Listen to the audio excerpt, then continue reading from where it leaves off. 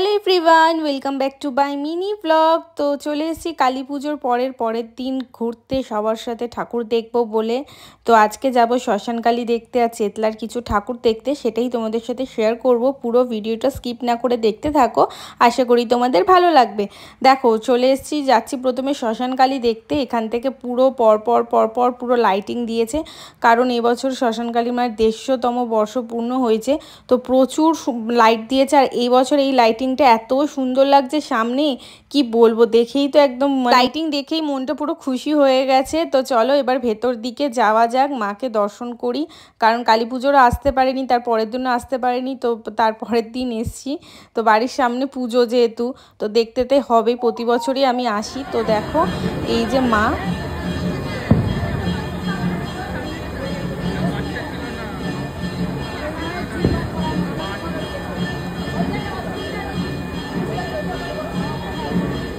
এত সুন্দর লাগছে। মাকে এসে ভালো করে প্রণাম করে তারপরে ঠাকুরের সাথে একটু ছবি তুলে নিলাম। আর আমার সাথে এসেছিল কাকিমা, আর এখানে একটুখানি পুজো আরতি হচ্ছিল, ওটাই দেখছিলাম আমরা দাঁড়িয়ে।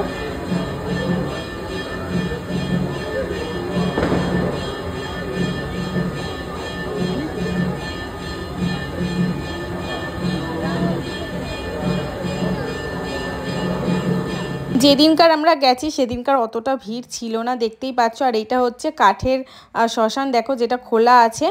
আর ওগুলো দেখার পর এবার আস্তে আস্তে বেরিয়ে গেলাম, কারণ আমার হাতে বেশিক্ষণ সময় ছিল না। যাচ্ছি এবার চেতলা অগ্রণী দেখতে।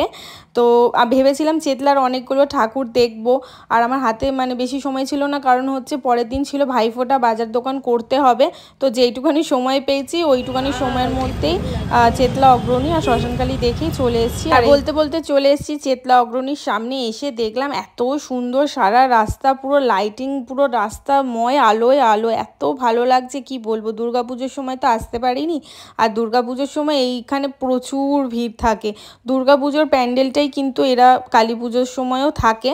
তো দুর্গাপুজোয় দেখতে পাইনি, তো কি হয়েছে, কালী পুজোর সময় চলে এসেছি দেখতে। আগের বছরও সেম এসেছিলাম, দুর্গাপুজোর প্যান্ডেল দেখতে পারিনি, বাট কালী পুজোর সময় দেখে নিয়েছিলাম। আর প্যান্ডেলটা এত সুন্দর করেছে, যখন দুর্গাপুজোর সময় বলছিল সবাই, তখন তাই এখন এসে ভাবছি কি সুন্দর করেছে, জাস্ট দেখো।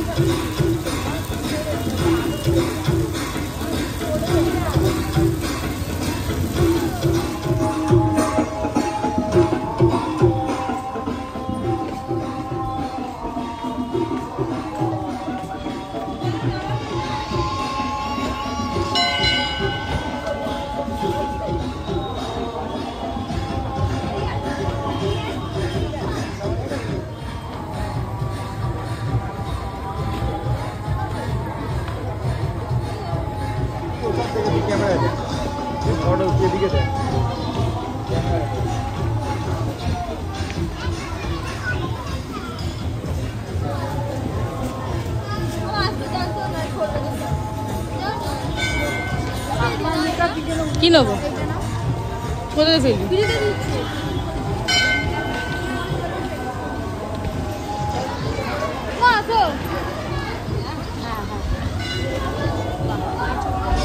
এত সুন্দর প্যান্ডেলের ভেতর বাইরেটা করেছে, এখানে অনেকক্ষণ আমরা সময় কাটিয়ে ফটো তুলে ভালো করে শান্তি করে আরাম করে দেখতে পেয়েছি। কারণ এখানে পুজোর সময় বিশাল ভিড় হয়, 5 মিনিটও দাঁড়াতে দেয় না, কিন্তু কালী পুজোতে দেখো পুরো ফাঁকা। আর এত সুন্দর প্যান্ডেল করেছে, মানে কি বলবো, সত্যি আমার ভীষণ ভালো লেগেছে। এবার আমরা চলে এসেছি বাইরে। এবার ও কোয়েলের খিদে পেয়ে গেছিলো, তাই ও খাচ্ছিল হচ্ছে ঘুগনি। তো আমি কিছু খাইনি, কারণ আমার তাড়া, মানে বারবার ফোন আসছিল আমাকে বেরিয়ে যেতে হবে। তো ওকে তাড়া দিচ্ছিলাম তাড়াতাড়ি খা। তো এবার আমরা বেরিয়ে যাচ্ছি। দেখো রাস্তায় যেতে যেতে দেখছি এখন কালী পুজো মানে সব জায়গায় ফাংশন। তো ওখানে ফাংশন হচ্ছে, ফাংশনটা একটু 5 মিনিট দূর থেকে দেখার পর এবার সামনের দিকে এগিয়ে যাচ্ছি। আর এই যে হচ্ছে শ্মশান মোড়ের সামনে পুরো মেন গেট, আর দেখো কত লাইট দিয়েছে। তো তারপর এবার আমরা যে যার মতন চলে এসেছি। এবার আমিও চলে যাব বাড়িতে। আর বাড়িতে আসার সময় দেখতে পাচ্ছি দেখো এখানে ঠাকুর কিছু কিছু বিসর্জন হচ্ছে। তো তারপরে আর কিছু ক্লিপ নিইনি। এটা হচ্ছে সকালবেলা পরের দিন, ভাইফোঁটার দিন। প্রচুর কাজ ছিল, কোনো সেরকমভাবে ভিডিও নিতে পারিনি, যেটুকানি নিয়েছি সেটাই শেয়ার করছি। আর এইগুলো দেখে বুঝতেই পারছো আজকে কি রান্না হতে চলেছে। সকাল সকাল রান্না বসে পড়েছে। হ্যাঁ হ্যাঁ ঠিকই সবাই ভাবছো, আজকে হতে চলেছে হচ্ছে মিক্স ফ্রাইড রাইস, চিকেন কষা। এখানে চিকেন ম্যারিনেট করে রেখে দিয়েছিল। চিকেন কষাটা কিন্তু বানিয়েছিল আমার বর। তো এখানে আমি একটু নাড়তে এসেছিলাম, আমাকে নাড়তে দেওয়ার কার্ডসটাই দিয়েছিল। তো এখানে আমি একটু নাড়ছিলাম। এই যে চিকেন কষা হয়েও গেছে বলতে বলতে। অনেক সকালেই আমরা সবাই মিলে উঠেছিলাম, হাতাহাতি সব কিছু করে দিয়েছি, কাটিং ফাটিং। তো ও করেছিল চিকেন কষা আর আমার মা কিন্তু বানিয়েছিল মিক্স ফ্রাইড রাইস। এই দেখো মা বানিয়েছিল হচ্ছে মিক্স ফ্রাইড রাইস। মা কিন্তু মিক্স ফ্রাইড রাইসটা খুব ভালো বানায়, আর তাই জন্য মাকেই দিয়েছিলাম মিক্স ফ্রাইড রাইসটা বানাতে। এখানে পরপর সব কিছু ভেজে ভেজে রাখছে এক এক করে। এবার ঘি, সব নুন, চিনি, মিষ্টি, ভাত মিশিয়ে এবার হচ্ছে মিক্সিং করার সব কিছু এক এক করে দিয়ে দিল। ভাতটাও ওপর থেকে দিয়ে দিল, দিয়ে এবার দেখো সুন্দরভাবে মিক্সিং করে নিলেই একদম আমাদের রেডি হয়ে যাবে মিক্স ফ্রাইড রাইস।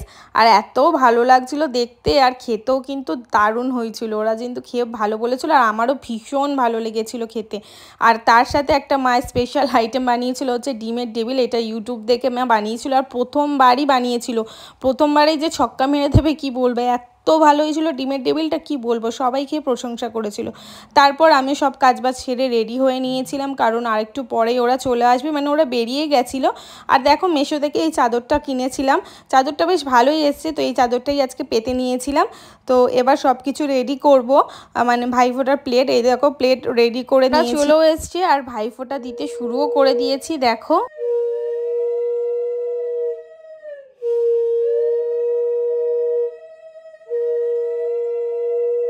ভাইফোঁটা দেওয়ার পর ওরা যেহেতু এতই লেটে এসেছিলো, 2:30 বেজে গেছিলো, সঙ্গে সঙ্গে সবাইকে খেতে দিয়ে দিয়েছিলাম। আর সবাইকে বলছিলাম কেমন হয়েছে বল, ওরা তো খেয়ে খুবই ভালো বলেছে। তো এবার দেখো, এই দেখো আমিও বসে পড়েছি খেতে একসাথে সবার সাথে। ভালো হয়েছে,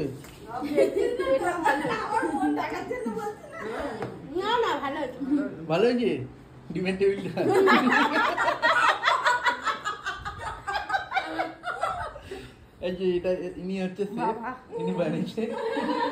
খাওয়া দাওয়া শেষে সবাই মিলে একটু ছাদে চলেছিলাম হাঁটাহাঁটি করতে। আর বিকালবেলা কি ভালো লাগছে দেখো, ভিউটা এত সুন্দর লাগছে, সবসময় আমার ছাদে ওটা হয় না। তো যাই হোক দেখো এখানে একটু সবাই গল্প করছিল। এবার নিচে এসে সবাইকে একটু চা দিয়েছিলাম। আর এখানে সবাই বিয়ের ভিডিও চালাতে বলছিল, যেই আমার ঘরে আসে তারাই বিয়ের ভিডিও দেখতে চায়। তো ওই বিয়ের ভিডিওটা দেখেই সবার সাথে গল্প করে তারপর ওরা চলে গেছিলো। আর চলো কি কি গিফট পেয়েছি দেখো। একটা পেয়েছিলাম সেলিব্রেশন টাকা, এখানে একটা বাবুজি ভুজিয়া, আর একটা ছিল জামা, সেটা এখনো অনলাইনে অর্ডার এখনো আসে। আর একটা ছিল পারফিউম, এই পারফিউমটা আমার বরকে দিয়েছিল।